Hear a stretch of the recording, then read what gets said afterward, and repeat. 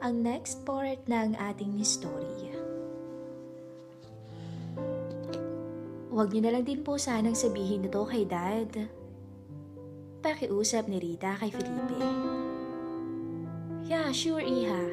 Baka dito pa masira yung pagkakaibigan namin eh. Pasensya ka na rin Rita ha. I know kasi na this is the first and the last na mangyayari to. Kaya naman nilubos-lubos ko na ang wika ng matanda. Napangiti na lang si Rita. Kinabukasan, mga alas 7 ng umaga, nang pinuntahan ni Mauricio si Rita sa bahay ng kaibigan. Si Rita ang nabukas ng pintuan sa matanda at napansin na ganito ang pagkahapo ng manugang. Oh, bakit parang puyat ka? Tanong ni Mauricio. Nilagnat ho ulit kasi si Mang Felipe kanina alas 3, kaya halos hindi na ako nakatulog. Ang palusot naman ni Rita. Pinuntahan ni Mauricio ang kaibigan sa silid nito. At doon nga ay nakita niya itong nagpapahinga pa rin. Totoo naman kasing nilagnat ulit si Felipe. Dahil nabinat ito sa tindi ng pagod kay Rita. May mga dalang pagkain naman si Mauricio, kaya pinakain na muna niya ang dalawa. Rita, Iha, siguro umuwi ka na muna at magpahinga. Ako naman muna ang bahala dito. Advice ni Mauricio sa manugang. Sige ho, sagot naman ni Rita. Rita, pasensya ka na kung napagod kita ha. Thank you so much for taking care of me. Ang singit naman ni Felipe. Wala po yon, Mang Felipe. Ibabalik na lang po ako mamaya para i-check ang temperature nyo. Well anyway, get well po. Malambing na sambit naman ng babae. Ilang sandali ay umalis na rin siya. Walang kamalay-malay si Mauricio sa namagitan sa kanyang manugang at sa kanyang kaibigan. Thursday, alas 12 ng tanghali. Muli ay naghihinang sila Melvin at Patricia sa storage room. Tulad ng dati, ay mauuna munang lumabas si Melvin bago si Patricia. Sa ilang sandali pa, ay nakalabas na rin si Pat. Pero laking gulat niya nang makita naman niya si Mang Tasyo na nooy naghahanda na ng kanyang makakain. Lalambasan na sana niya ito, pero natigilan siya nang magsalita ang matanda.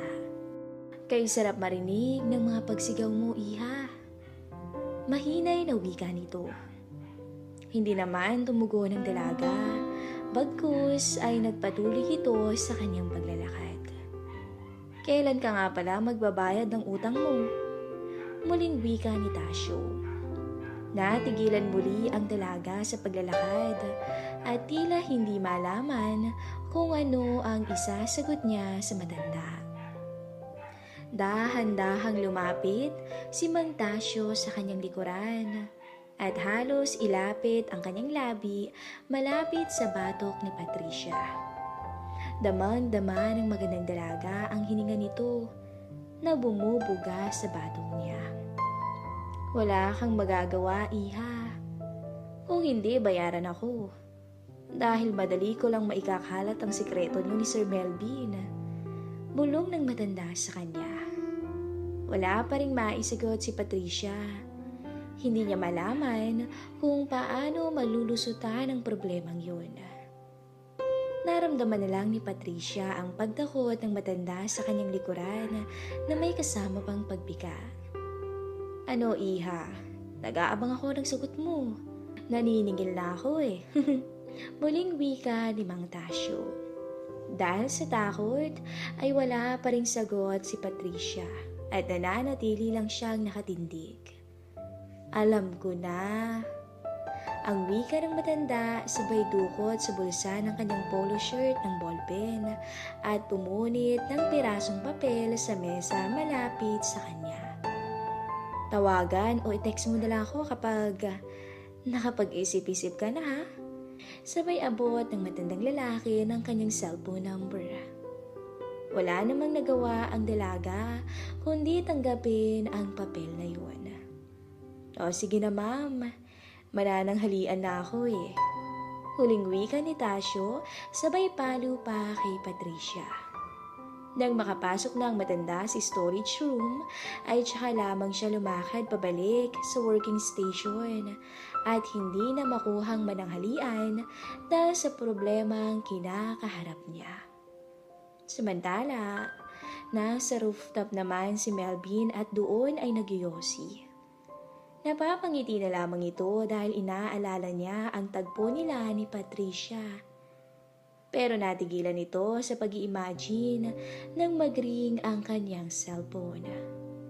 Inakala pa niya sa una na si Sheena ang tumatawag sa kanya na isa pa niyang babae. Pero nang nabasa niya na misis pala niya yun, ay agad naman niya iyong sinagot. Hello, Han. Pambungad na bati ni Melvin. Nag-lunch ka na?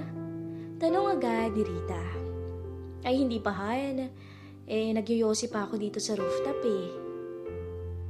Okay. Well, after nyan, mag-lunch ka na ha. Don't skip your meal. Ang sagot naman ni Rita. Yes, may Han. Balik, tugon naman ni Melvin.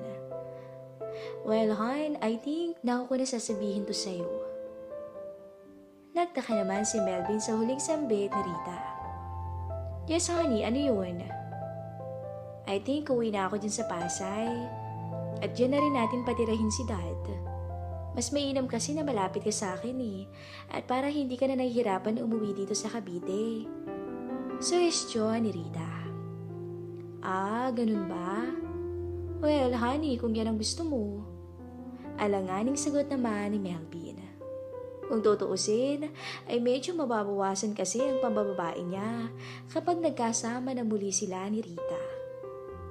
Okay, Han. Baka Sabado uwi na kami dyan, ha? Huwag mo na kaming sunduin. Thanks, Han. Ang sagot ulit ni Rita. Natapos ang usapan ng dalawa, pero tila hindi gusto ni Melvin ang gustong mangyari ng asawa. Pero wala naman siyang dahilan para tumanggi sa kanyang misis. Shit, mukhang need ko nang makausap si Sheena. Bulong niya sa sarili. Agad siyang nag-dial ng number sa phone at tinawagan ang isa pa niyang babae. Yes, babe. Sagot ng kabilang linya. Sheena, ganito. May plano nang bumalik ang asawa ko bukas. Magsasalita pa sana si Melvin pero sumabat agad si Sheena.